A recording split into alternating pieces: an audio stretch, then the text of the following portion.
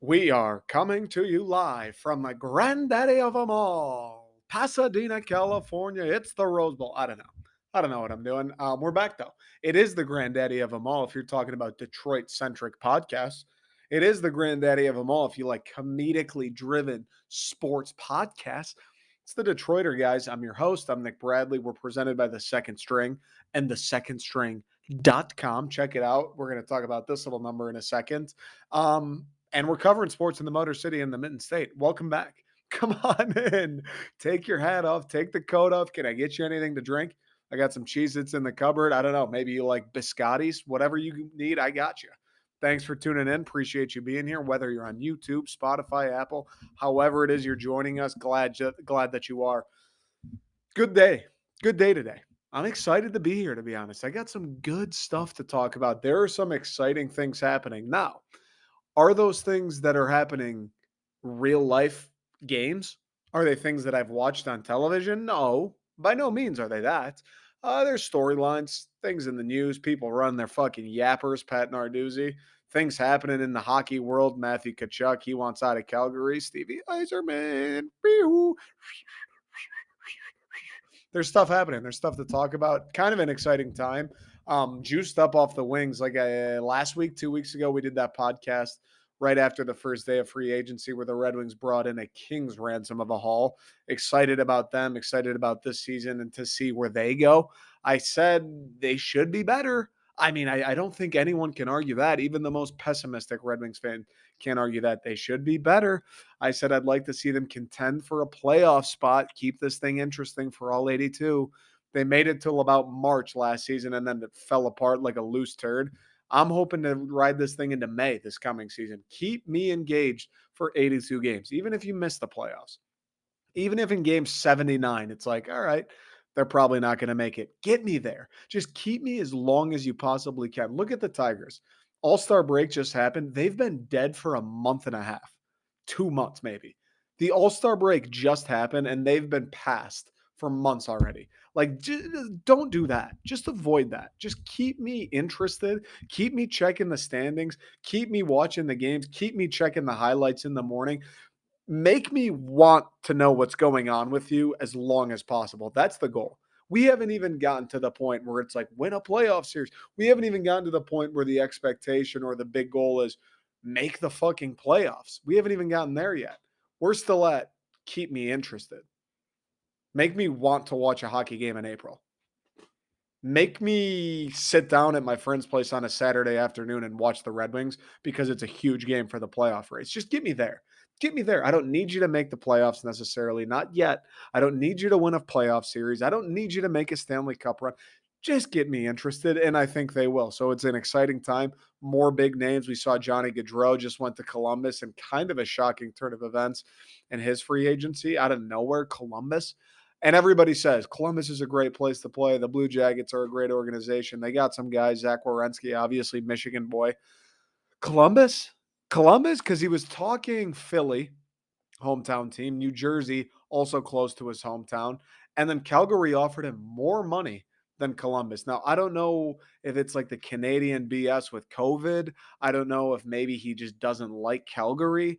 I don't know if he kind of feels like Calgary's run its course. He was there for 10 years. Is that accurate? He was there for a long fucking time before this free agency. I don't know what the deal was. It's strange that any athlete turns down an extra year and more money, right? Like that's kind of unheard of, especially when it is the hometown team offering you the extra year and the more money. Usually when you get poached, it's because the hometown guys won't pony up the cash. Calgary was willing and able. Johnny Gaudreau turned a cold shoulder, and now he's going to be a Blue Jacket. So in lieu of that, Matthew Tkachuk says, hey, folks, pleasure playing at the Saddle Dome. I'm out, though. Get me the fuck out of here. I want to go play somewhere else. And I know I've read St. Louis is a hot spot for him. He's from St. Louis. Florida, they could use the help. I haven't heard much about Detroit, but I do think Detroit's kind of an interesting situation. I do think the Red Wings, if they wanted to, if Steve Eiserman was willing to kind of all of the chips, Alex, if he wanted to put the nuts on the table a little bit, if he really wanted to go for it, I think the Red Wings are a viable option. I think the Red Wings have the ammunition to get the deal done. Might be a little bit more than Steve would hope, which is maybe why it won't happen. And in any case, it'll be a lot. Like you're not going to get a guy like Matthew Tkachuk for free. He had 40 goals, 60 something assists, 100-point season. Like that's you're a fucking animal. He's 24 years old, and not only does he produce points wise, and he gets in your face. He's an agitator. He's Brad Marchand, except he's 24. That's one of the most rare players in the NHL, right? Connor McDavid is Connor McDavid. Nathan McKinnon's Nathan McKinnon.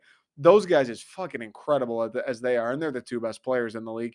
They're not necessarily scrapping. They're not getting in your face, right? They're not agitating you all night. Matthew Tkachuk is the fucking most annoying guy on the ice to play against.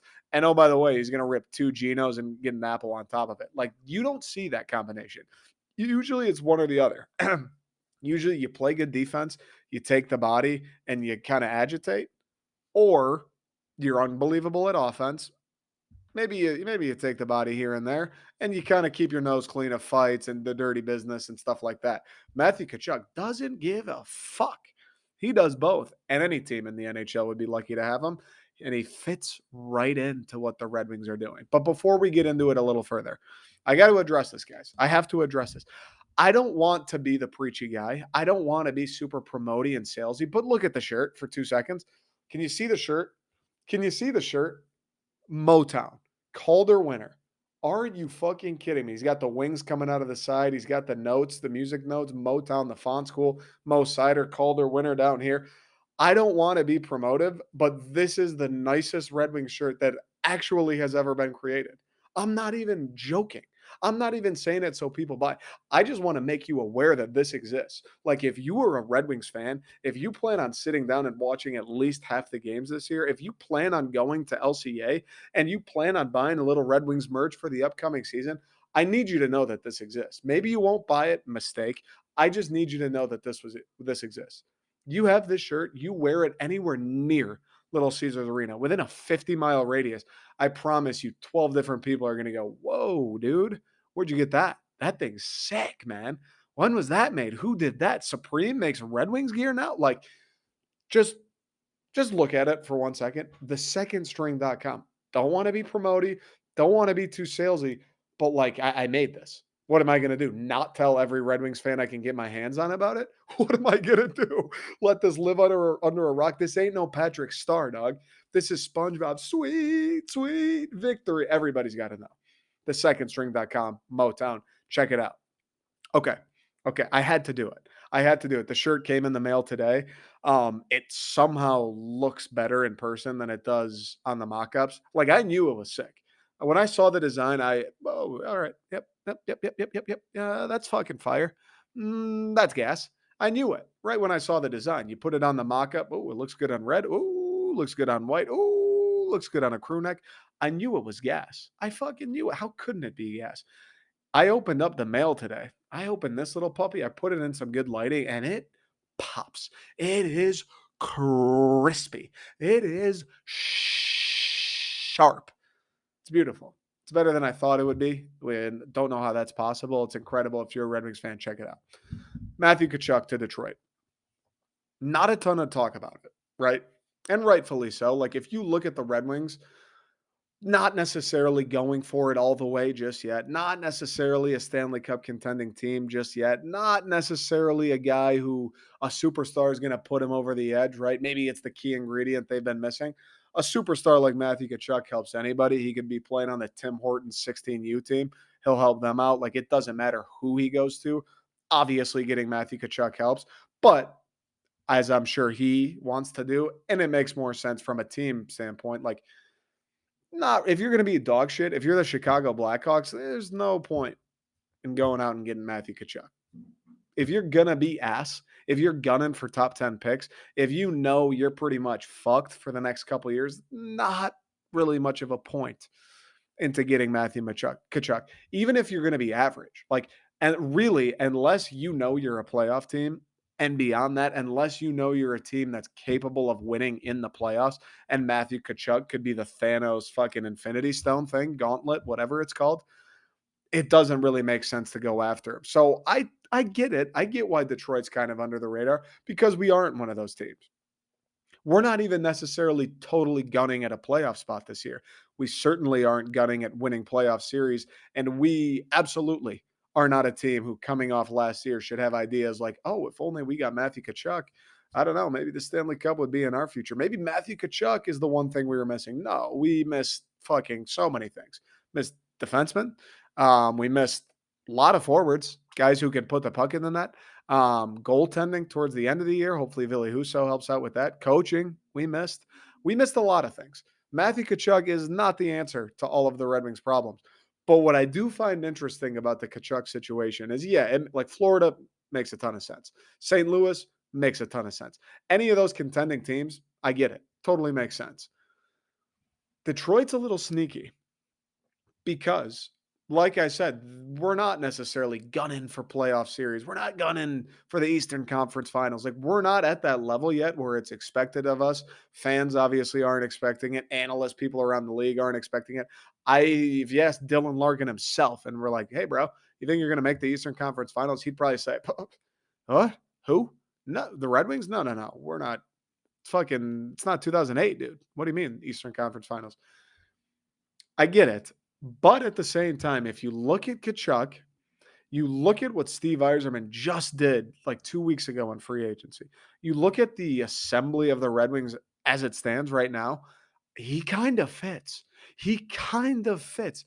It's not going to be him joining a win now team who has pieces and pieces around, who had success without him, who doesn't necessarily need him, but he could be the thing to push him over the edge. It won't be like that.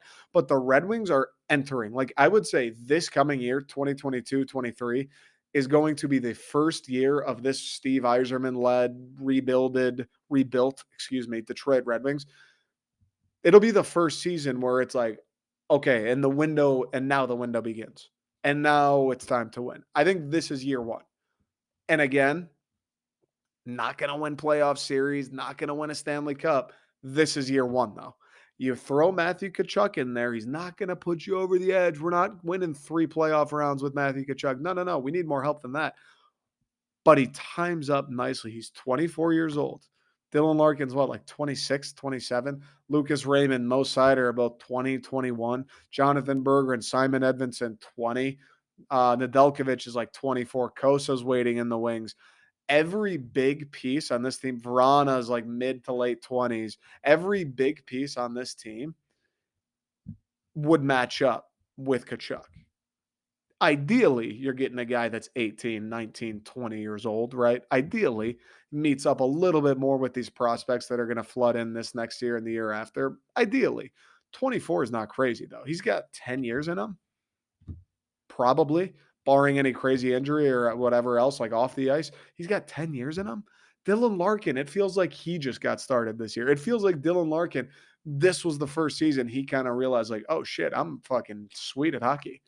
You put Matthew Tkachuk with Dylan Larkin and Lucas Raymond, bro. What, dude? What, bro? What? And maybe he wouldn't be down. Maybe he doesn't want to wait 2 more years to start winning playoff series again. Maybe, right? Maybe he doesn't want to go to a team who just is beginning their window. Maybe he doesn't want to go to a team who's waiting for like 2 more crops of prospects to come up. Maybe he doesn't want to go to a team that needs to sign 1 or 2 more free agents to really start to compete. Maybe he doesn't want to go to a team that needs Simon Edvinsson and Mo Seider and Lucas Raymond and Johansson and Berggren and all these guys to mature a little bit more before they can start playing with the big dogs. Maybe not. But whatever Matthew Tkachuk feels aside, obviously impossible for me to know. Fucking don't know the guy. Wish I did. Wish I had his number. I'd probably be hanging out with him in Calgary right now. But I don't. Impossible to know what he's thinking. From the Red Wings standpoint, from a hockey standpoint, it makes a little bit of sense. The Red Wings have cap space. Fucking, they can clear it easy. They got people coming off the books this year. It almost felt like some of the signings Yzerman made this offseason was like, I got money. Money's there to be spent, right? It's like he just was like, fuck it. I don't care. We got 20 million cap space. It doesn't matter. Give him a year. Give him 2 years. Give him whatever.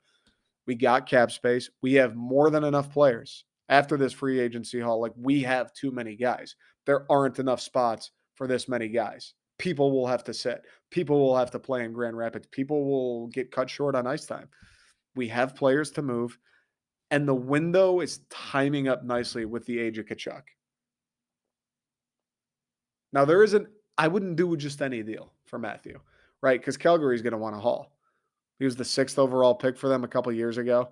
He just had a 100-point season. He's fucking incredible, right? I think he's either wears an A. He might be the captain. I'm not certain. He's a huge part of like he is Calgary. He is the Calgary Flames. No Gaudreau. They are going to be desperate for all, and they didn't get anything back for Gaudreau. He just walked on his own. They're going to be desperate for a king's ransom for Matthew Tkachuk. Give him Bertuzzi. Give him Philip Zadina. Give him Philip Hronik.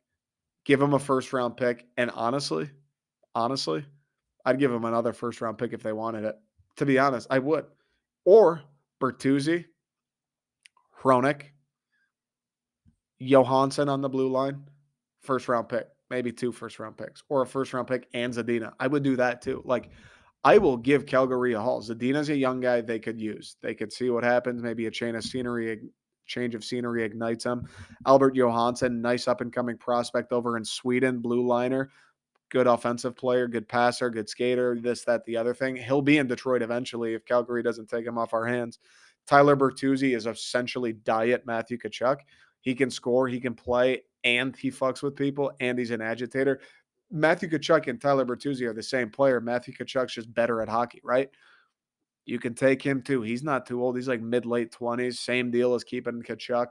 Maybe you can flip him again if you're Calgary for more assets. That would always be an option. And Philip Hronik, same deal. They need help on the blue line. He's a pretty good player, pretty young still. He's still, I think, at least has some untapped potential. And another dude, if you want to, you could flip him for assets at the deadline. Like, I don't know if Calgary would accept that deal because they're probably only really interested in the Johansson and the pick. But if they did, if they were interested in that, Steve Yzerman, fucking pick up the phone, guy. Because I don't, if Matthew Tkachuk wants 10 mil, take it. If Matthew Tkachuk wants 10.5 mil, take it. Because here's the thing eventually, the day will come where Steve Yzerman is going to have to give somebody the bag. The day is going to come. As great as he is, team friendly deals, never overpays, never too much term. Steve Yzerman's going to have to give somebody the bag eventually. And if he doesn't, that means guys haven't panned out the way they're supposed to. Whether it's Mo Seider, whether it's Dylan Larkin, whether it's Lucas Raymond, whether it's Jonathan Berggren, whether it's Simon Edmondson, whether it's Sebastian Cossa at some point, one of these guys, if things go well, hopefully multiple of these guys, he is going to have Mo Seider. If Mo Seider's, I mean, I'm wearing the fucking shirt. He won the Calder this year. If Mo Seider's career keeps on this trajectory, he's going to have to give him a filthy amount of money. He's going to have to give him 8 years at 10, 11 mil a year. He's just like, otherwise, Mo Seider will go get that from somebody else who wants to win more than us. It's just the way it works. Some point, you got to give players cash. Matthew Kachuk's there. Matthew Kachuk's a 100-point guy, and he's an agitator. There are not many of those in the NHL. It's like him and Marchand that score and play hockey at that level and get in people's heads at the same level. Like they're really, am I forgetting somebody?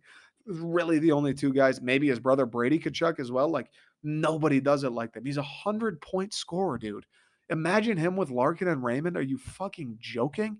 Are you joking me? The second line is Andrew Kopp, Jakub Vrana, and who would be the other winger? Who am I forgetting? David Perron? That's a fucking dirty second line, bro. Third line, Pew Suter, Robbie Fabs. Who on the wing? Berggren, maybe? Berggren would be nasty with those guys. And I'm forgetting people is the thing. I'm forgetting all kinds of people. The blue line, Mo Seider, Edvinson, Ben Sherratt. Who is the other blue liner we just signed? Blanking on his name. Another blue liner, though? That's a team. Kosa comes along. Ville Husso hopefully fills in nicely. Like, you go out and get Matthew Tkachuk. Now I think it becomes make the playoffs. They make a move like that, this year becomes make the playoffs. And I understand if people are like, oh, well, what if they go Bertuzzi, Johansson, and 3 first-round picks? That's a haul, right? That's kind of steep. That's kind of steep, for sure. I hear you. That is a bit. And if Steve Yzerman said no to that, I would say, okay, fair enough. I get it. Because giving away draft picks is what got the Red Wings into this mess to begin with.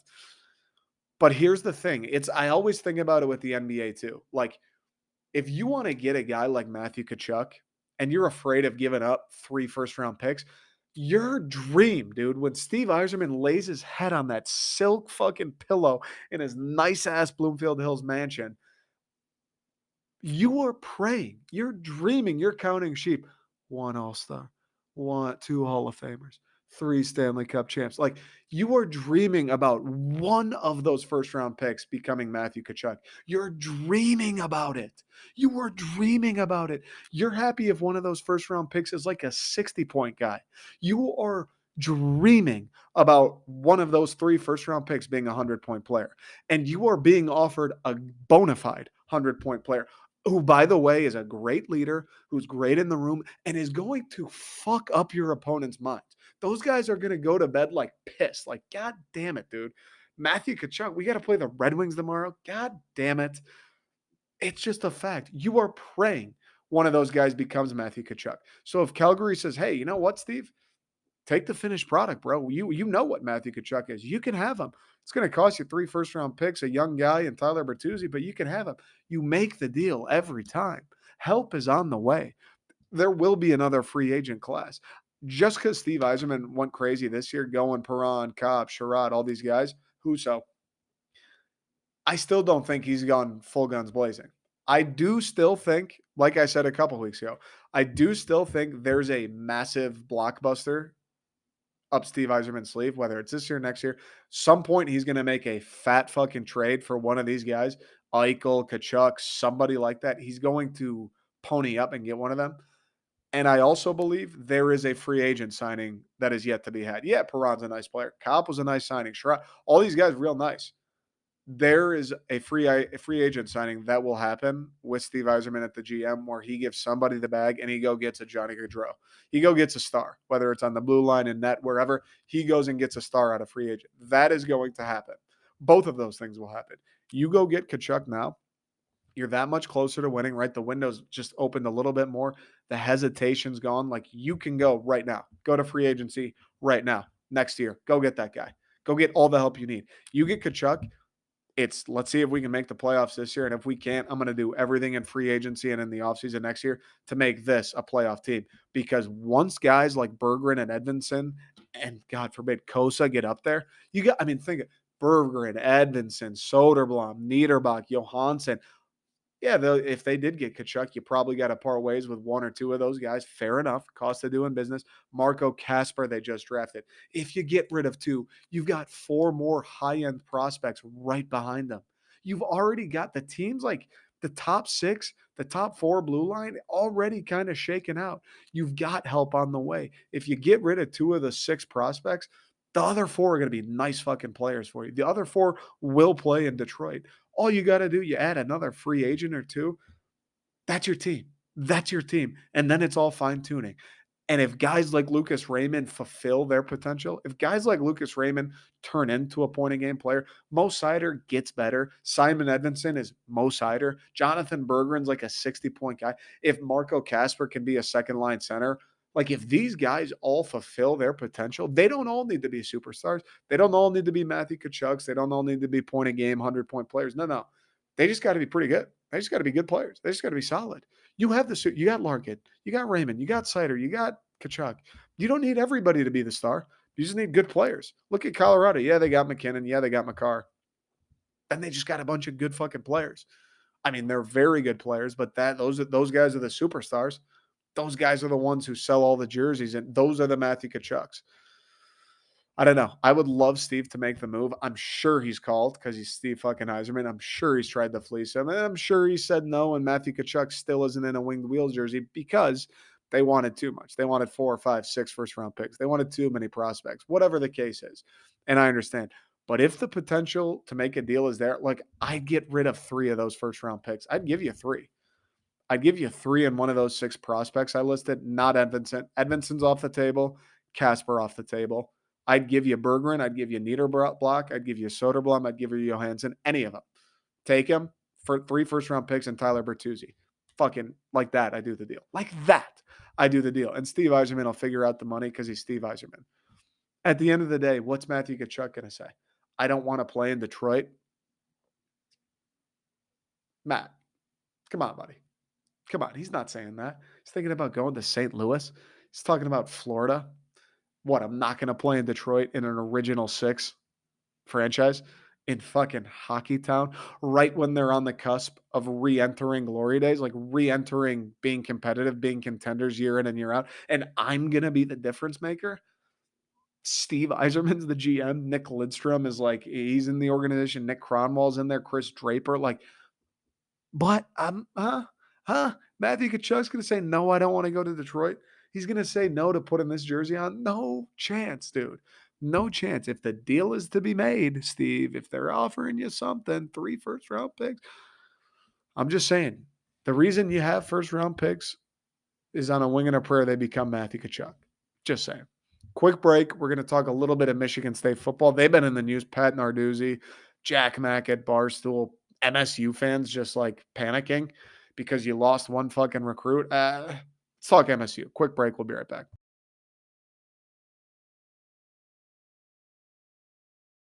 All right.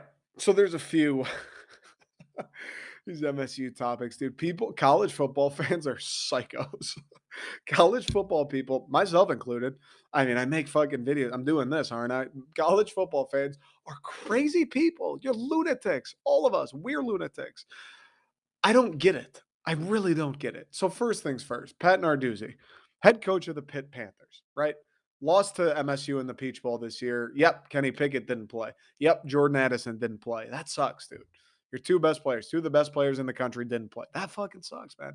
Guess what? Kenneth Walker also didn't play. The best running back in the country didn't play. Fair enough. I get it, Pat. I get you're frustrated. You think I was happy when Kenneth Walker said he's not going to play? Yeah, I get it. I'm not like fucking banging my fist on the table. I would prefer to have watched Kenneth Walker in that game though. Nobody was happy when their star player sat out the bowl game, Pat.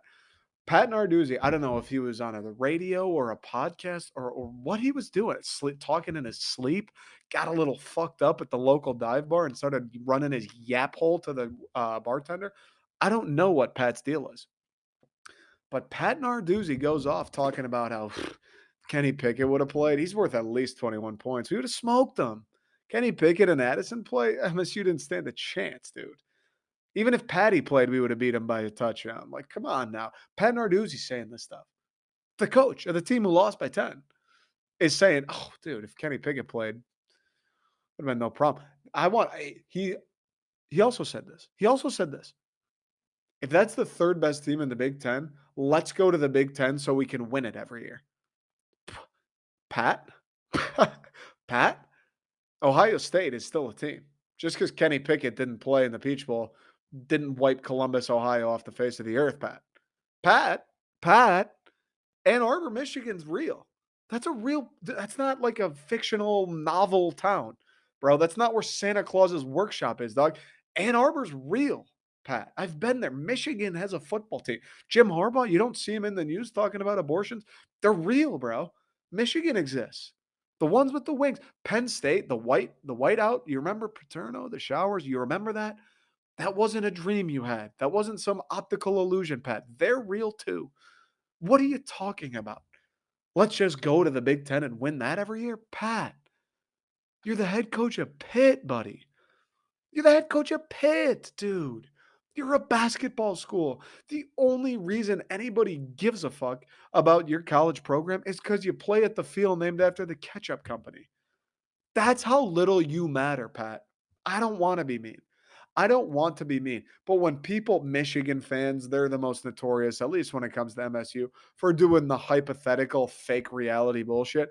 Oh, but if Kenny Pickett would have played, okay, if Kenneth Walker would have played, we would have smashed you. Oh, Kenny Pickett, he's worth 21 points. Dog, one of the four teams that made the college football playoffs, University of Michigan, they played against Kenneth Walker. And he was, get this, Pat, Kenneth Walker was the only guy on Michigan State's entire fucking team that Jim Harbaugh and the University of Michigan needed to stop. And he had 200 plus yards and 5 touchdowns, Pat Narduzzi. Think about that before. Oh, Kenny Pickett would have fake slid for 2 touchdowns. He had 5 touchdowns against the team that went to the college football playoff, against the team that dominated Ohio State. Okay, Pat, you want to talk about the fake fucking world, dude? Do your 27-year-old kids still think the Easter Bunny's real, Pat? Are you No, no, no. That wasn't mom. That wasn't mom that painted those. That was the Easter Bunny, Josh. Dad, I'm 27. I have kids now. Save this for that. Pat, are you doing that shit on Easter? Are you still driving over to your kid's place and replacing his tooth with $5? Pat, are we really gonna live in this fake reality? If Kenny Pickett would have played, dude, he didn't. Sorry, sorry, he didn't though. If Kenneth Walker would have, well, he didn't. So who gives a fuck? You lost the game by 10, and if losing by 10 to the third best team in the Big Ten makes you think you would win the Big Ten, I don't. A book? I was gonna say a book. Will that help? I don't. Is there a number you need to call? If losing by 10 points to the third best team in the Big Ten means you would win the Big Ten every year, what, Pat? You fucking talking about, bro? I don't know. Well, like, where was this interview held? I don't know what pot. I don't know if it was like a weed convention, maybe just a drug camp, something like that. Maybe it was like an insomniac club where nobody's allowed to sleep for 48 hours, and then they ask them about their favorite college football team. I don't know how a guy like Pat Narduzzi says something like that. We had some good years too. That's a shame. All those defenses, the Rose Bowl, you were Mark D'Antonio's boy, and now you're going to go out and talk about how you would run the Big Ten. You coach Pitt, dude. And I don't want to be mean. Like I hate when people do this about cities. Like there was a big Pistons thing. Oh, Sacramento sucks. Pistons Twitter was getting into it last week. Oh, Sacramento stinks. People say that shit about Detroit. People say that shit about East Lansing. I don't like when anybody does it about anywhere. Like, oh, place is a dump. School's a dump. It's just, I don't know. Like it feels fucking forced and just awkward. But if you're gonna come out and talk shit about my team, if you're going to come out after you lost a game by 10 and say, "Oh, but we would have won if this thing that didn't happen actually did happen," then I'm going to fucking roast you, bro. Like you coach Pitt, dude. If James Conner and Aaron Donald didn't exist, nobody would know that school was there. And nobody even knows Aaron Donald went to Pitt. That's how little anybody cares about it. You play at the Steelers' place. You don't have your own stadium because nobody cares enough. Nobody cares enough, dude. You're Pitt. You're a basketball school. Nobody knows your team's even good that year until the bowl season rolls around and they're like, what? They got 11 wins? What happened? Nobody even knows Kenny Pickett's name until week 8. Why? Because he plays at Pitt.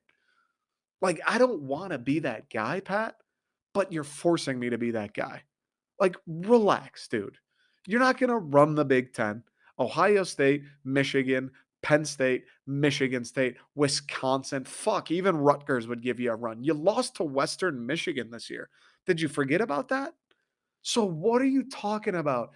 Oh, we would have beat Michigan State. Oh, we had them. If Kenny Pickett plays, we smoke them. We should join the Big Ten so we can win the conference every year. You don't win the ACC, dude. And the ACC is a fucking joke. I couldn't believe those comments. I couldn't believe those comments, especially Pat having the career at MSU that he did. Like, bro, have a little respect. There's nothing. I think that's why I hate it so much. That's why the beef between Michigan and Michigan State fans, I think, is so heavy.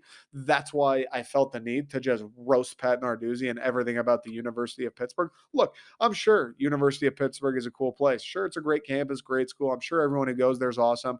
I would probably love it. Probably. But Pat, you're fucking delusional if you think any of those things are true. But if this thing that never happened and will never happen happened, then this would. If Tom Brady didn't have hands, he wouldn't have 6 Super Bowls or 7. Oh, but he does have hands. If Michael Jordan couldn't breathe, he wouldn't have 6 rings. Oh, but Mike, his lungs work fine. Like what? What do you mean, Pat? Oh, if he would have played, nobody fucking cares, dude. Nobody cares. Kenneth Walker didn't play. He torched the college football playoff team for 5 touchdowns. You think your stone cold defense that still had what 31 put up on them? You think they're just locking down Kenneth Walker? On turf? He's going to be the best rookie in the NFL this year. I don't know, Pat. I just don't know. I just had to comment on it. I always find that crazy. Like I said, I think that's why the beef is so strong in state. Like, what are you talking about if the hypothetical game? Michigan loves to do it, right? And I saw some state fans doing it too, which bothers me. It's like my least favorite characteristic in a sports fan. Like well, if this would have happened, then but it did though. Well, if it didn't rain, oh, but it was raining for you. Like your footballs were wet. Also, if John O'Corn, your coach, that's the Messiah. He's the one who had John O'Corn be the QB. Oh, if there were fans, oh, I don't know. There weren't fans. I don't. It was still in the big house. Like I don't. What do you mean? Like if oh, but but those things all did happen, and you did lose, and they also affected Michigan State, and they won. Like what? I just can't stand for the hypothetical fake realities. I can't do it. I can't do it. I don't know how anybody does. I don't know how people let that shit come out of their mouths. Like if you're Pat Narduzzi, bro, you not only like you're a grown ass man. You're a coach of a Power Five team. You just had your quarterback go high in the NFL draft. Your wide receiver sadly went to USC, is one of the best players in the country. And in your interview, you're going to go, yeah, but we would have won the Peach Bowl by 20 points if Kenny Pickett played. What are you talking about, dude? You're a grown ass man talking about fairy tale Easter bunny tooth fairy bullshit, dude. Like legit question, Pat Narduzzi. Do you buy a flight to wherever your children live and put 25 cents under their pillow when they lose a tooth? Legitimate question. Are you still imploring with your 38-year-old son? Santa's real, Dave. Santa, Dad, I'm 38. Like, is that real? I just don't get it. Okay. Had to get that out of the system. Let's move on. Let's move on. Next order of business, Jack Mack, Barstool guy. Talking about this one, I'll try to keep a little shorter. Talking about, I don't know. It was on the Barstool College Football Show or one of their podcasts. I don't know what the question was. I think they were talking about cultish fan bases, right? So the Michigans, the Tennessees, the Texas, all those fan bases, the Nebraskas, and he mentioned Michigan State. Which fine, dude. I kind of take that as a compliment, to be honest. Michigan State, they're cultish. Like, all right. I mean, cult obviously bad connotation, bad connotation. If Mel Tucker starts going, hey guys, we got to kill this person for the team, then we'll have some beef. Then I'll be like, whoa, maybe this guy, maybe Jack Mack was right. I don't want to do that. I just like watching football. But fortunately hasn't quite gotten to that point. He said we're a little cultish. Tuck coming. My question in response would be, why wouldn't we be? If you're not a Michigan State fan, look at Michigan State. Look at what happened in the last 10 years. Mark D'Antonio, this incredible rise, this incredible run has Michigan State playing at a level that they've never been at in the modern era, right? Not since the 60s. They've never competed like this. They've never won this many Big Tens. They've never played in these big of games. They've never been ranked top 10 this many times. It's the peak of Michigan State football, right? They win the Rose Bowl, that the college football playoff, that's like the top of the mountain. And then slowly but surely it starts to descend. And by what, 2020, that Mark D'Antonio, just a surprise retirement. The program's in shambles. The cupboards are bare. Recruits are leaving. Things are bad. They hadn't been winning games. Things are fucking bad. They're the worst Michigan State football's been, at least in I think in my lifetime. Like it was so bad. And I know there were bad years, John L. Smith, but I think what made the D'Antonio crevasse worse, Valley crevasse, you get the point. I think what made the D'Antonio crevasse worse was we had just been so high.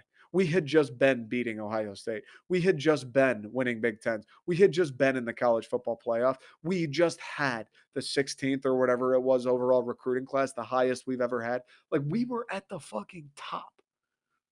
And out of nowhere, we blinked and it was over with. Horribly too. It's not like we were going 8-4, 9-3, and it wasn't quite cutting. No, we were just like bad. We just weren't good. We didn't have good players. We didn't score fucking any points. We didn't score any points, dude. You can't be a college football team. You can't be Michigan State and not score any points, bro. Any of them. Can't score one. Come on. And then D'Antonio, I don't know, retires.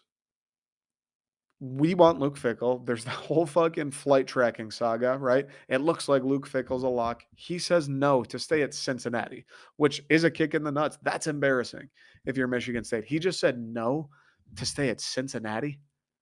That's fucking embarrassing. So we're panicking. We're getting roasted. Fair enough. Michigan fans roasting us, Ohio State, everybody. Mel Tucker. We go to Colorado. I'd never heard of Mel Tucker before he got involved with MSU. We go to Colorado. We say, Mel, come on, come be the coach. Didn't know he had any MSU relation.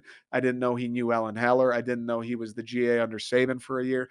I didn't know he felt a way about East Lansing and the university that he apparently does. Didn't know any of that. And he says no to the first offer. I'm committed to Colorado. The notorious, the famous tweet. And then a day later or whatever it was, I'm going to be the head coach of Michigan State.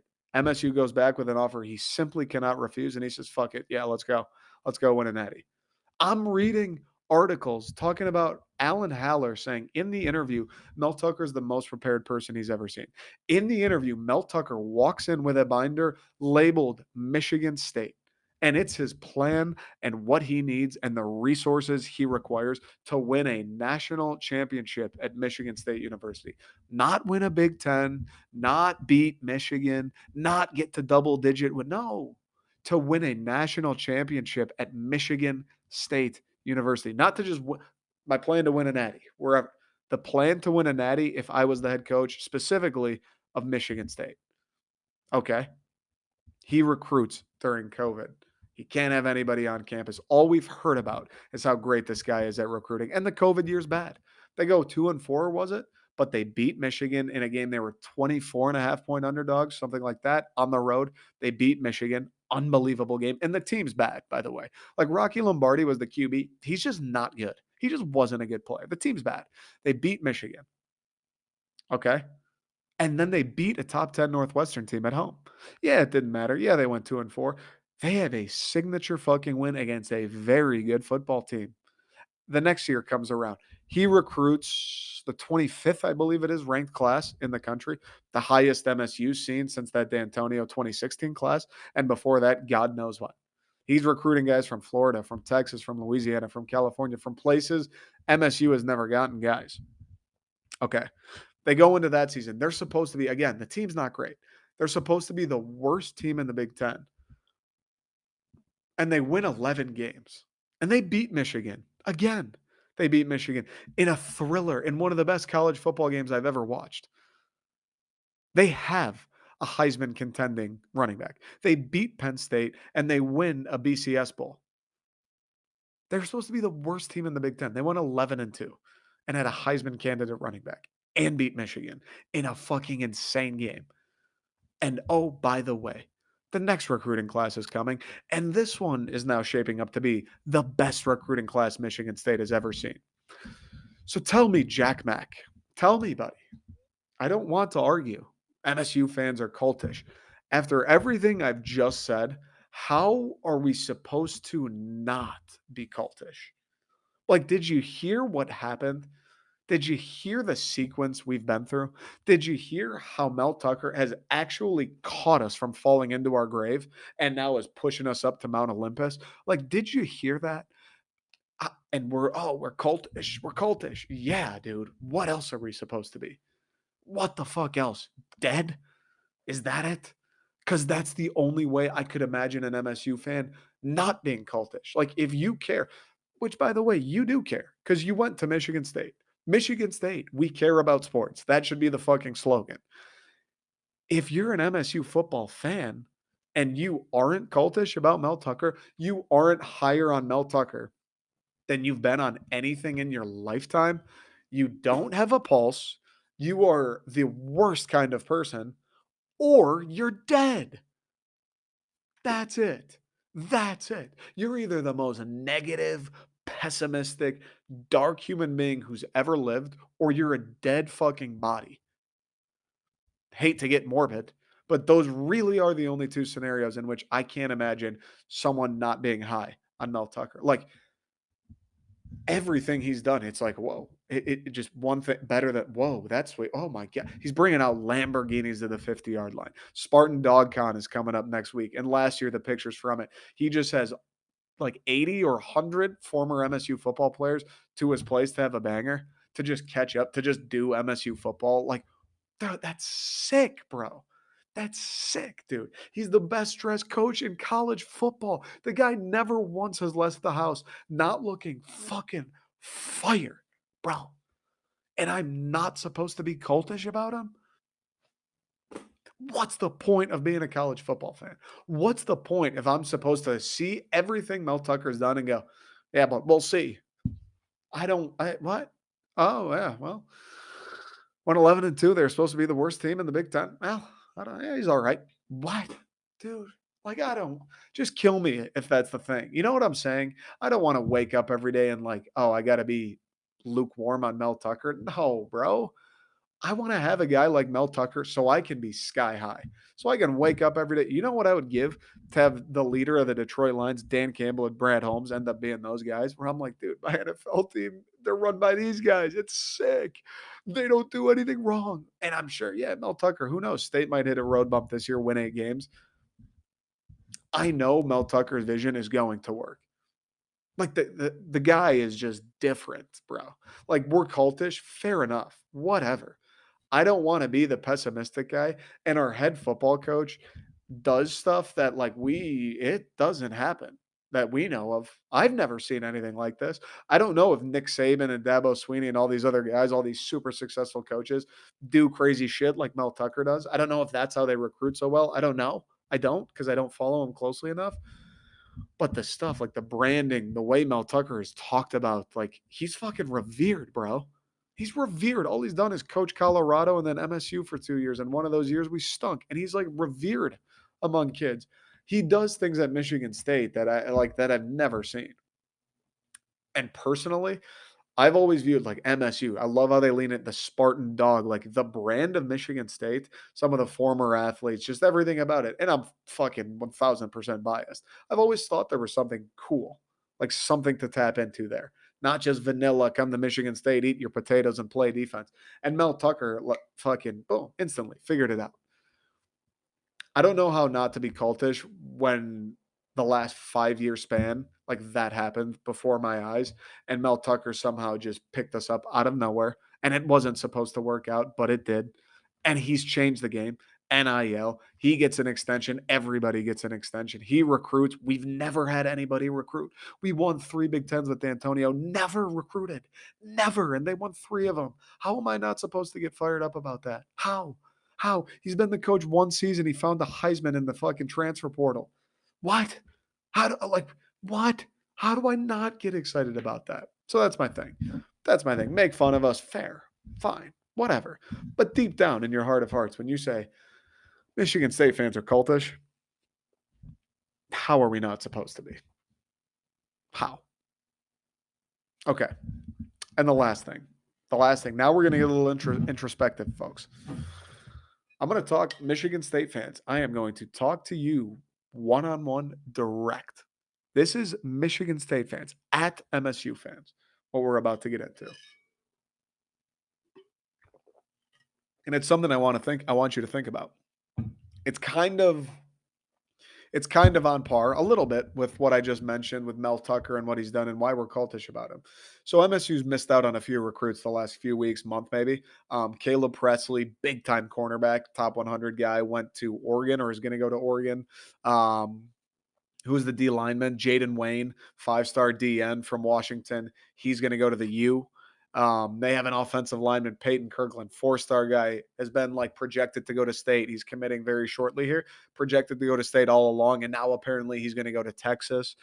MSU has missed out, and it looks like may miss out another defensive end, that Emo Mbaka Etta. I don't know his name. Sorry. He's going to Michigan instead of Michigan State, like cuts a little deeper. They've missed out on some guys, some big time players, right? All the types of guys, again, MSU doesn't get usually. All guys that are at key positions, defensive end, offensive line, corner, like just guys that would be nice. You know what I mean? Guys that would we could use those guys. And they've lost all the battles, right? There was so much momentum, and these guys kind of fell like dominoes. And before they did, there was so much momentum. Everything was going State's way. 4-star, 4-star. Every day you open Twitter, there's a new 4-star in the green and white.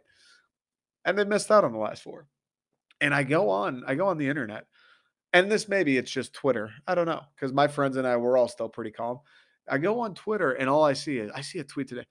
MSU needs some good news with this fucking emoji. Bro, what? Are you praying? Are you praying right now? MSU needs good news. You're praying right now. Did you not hear all that good news I just recited? This is like the best the program's looked since 2015. What do you mean good news? We've gotten more good news in the last 6 months than the previous 7 years. What do you mean MSU needs good news? Pray emoji. What are you praying about? What? I see people losing it like, oh, Elliott Washington, another 4-star safety that it looked like we were going to flip from Alabama. He actually goes to Penn State instead. I see people talking like, damn, Tuck needs to get these guys. Tuck needs to do a better job of landing these guys. Like, yeah, it's cool that we're in the race. Tuck needs to get these guys. I see that shit. What? Why? What do you mean? What do you mean? What do you mean? Tuck's been getting those guys. Go look. Go to the internet right now to Michigan State football commits. Dude, there's more 4-stars there than you've seen in your lifetime, bro. In one class. There's guys from Texas, Florida, all over the fucking country. That's more diversity than you've seen in your lifetime. There are guys that are going to be better players than you've seen in your lifetime in that class. Like, what do you mean? Oh man, Tuck needs to start doing a better job. Oh, we're losing momentum. Oh, State needs something. We need some good news. What? Like, relax. And this is what I said. This is how it reiterates what I was saying in the Jack Mac thing. Yes, it would be nice. I'd like a 5-star defensive end. I'd like a 4-star end who actually went to Michigan to come to State instead. Yes, I would very much like that.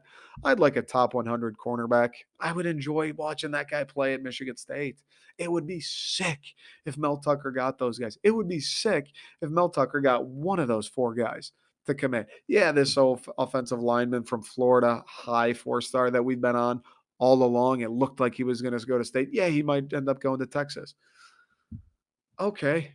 Okay, fuck. That sucks, but okay. We got other 4-stars. We got like 8 or 9 already. There are more guys we're on. We'll find other guys. Don't forget, our coach is the dude who took the running back from Wake Forest nobody wanted, and now it turns out he's the best one in the country. Don't forget about that. Like, Mel Tucker will find other guys. Yeah, it's not like you need to be a top 200 recruit to have any chance of being good with Mel Tucker. Yes, ideally, I would like every recruit to be a top 200 guy. You win natties with recruits. That's been proven time and time again. Once by Michigan, once by Michigan State. But Mel Tucker will find other guys. Mel Tucker will evaluate 3-stars. He'll find good ones. We had one, Demetrius Bell, wide receiver, 3-star. Tucker commits to MSU, and all of a sudden Alabama's on him. Like, that means something. Mel Tucker knows what the fuck he's doing. MSU Twitter, MSU, Michigan State, my dogs. So fucking congested. You hear that? God damn it. Take a deep breath. It's okay. Yes, we missed on some big recruits. Yes, it looked like it was going pretty well for some of them. That happens.